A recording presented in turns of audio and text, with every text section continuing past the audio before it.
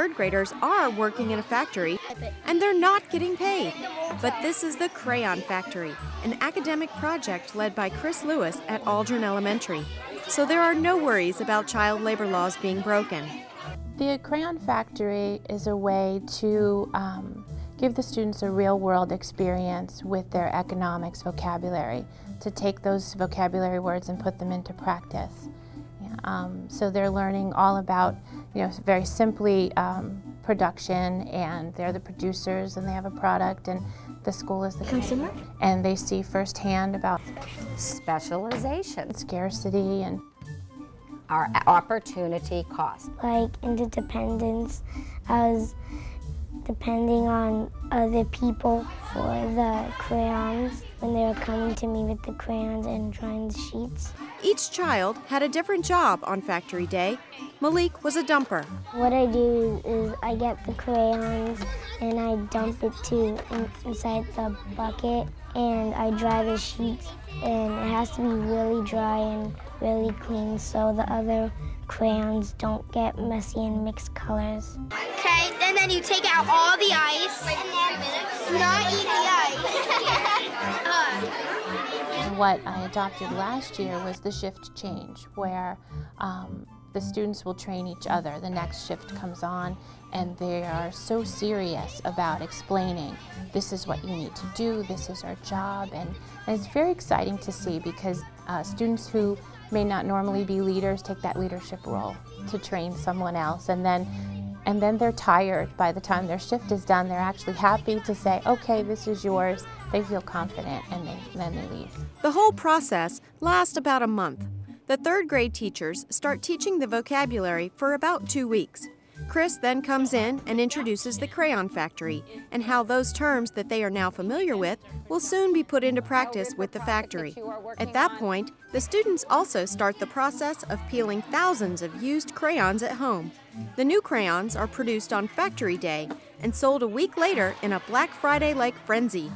The whole school is coming up to the lines with money. People are losing all their money. We're like, who has a $1 bill? So it was a lot of commotion when I sold the crayons. After the second sales day, classes evaluated the economics at work and the consequences. Something happened this year, because last year we had a lot more crayons. What happened to our crayons this year? They cracked. We didn't have enough. Do you have any idea why? The hope is that they'll look back and say, I remember this. I remember when we had lower production and this is what happened, or I remember the limited resources and what we had to do. And so we're hoping that this is a good memory and experience for them as they move on through the grades. Life skill learning is at work too. Principal Marty Marinoff is extremely proud of the Crayon Factory.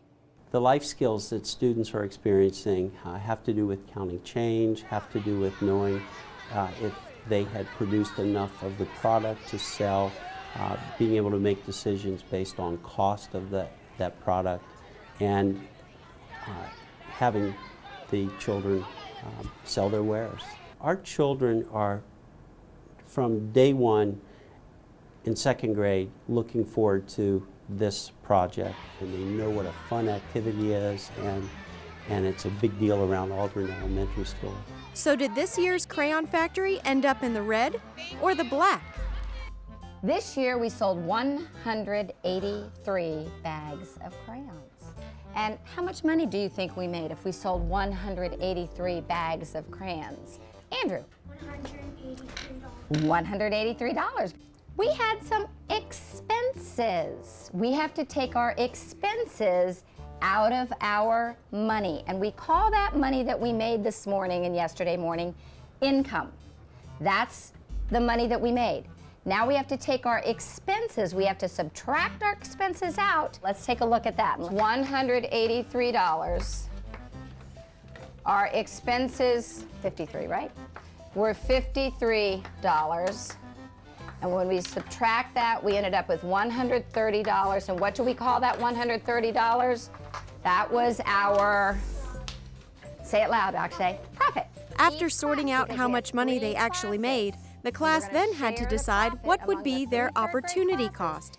That is, what would be sacrificed so that they could get what they wanted. Now, which games are we going to buy? Oh, you have some ideas. Well, Mrs. Lewis has put together some packages.